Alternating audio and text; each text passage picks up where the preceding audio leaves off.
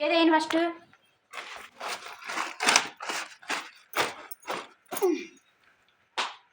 ఎత్తలేకపోతున్నాడు దేవుడు. ఫ్రెండ్స్ చేపను చూడండి, నేను ఎత్తలేకపోతున్నాను. చాలా బరువు ఉంది, ఒక 10 కేజీలు ఉంటుంది. ఇది గ్లాస్ కట్ చేప అనమాట, చాలా పెద్దది. అమ్మాయి ఒకటి, ఇది రవ్వ.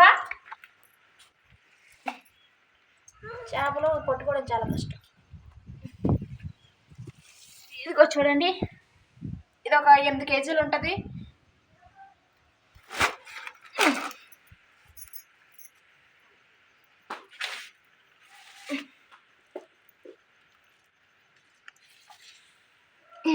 ఇది బొచ్చు అనమాట, బొచ్చు చేప.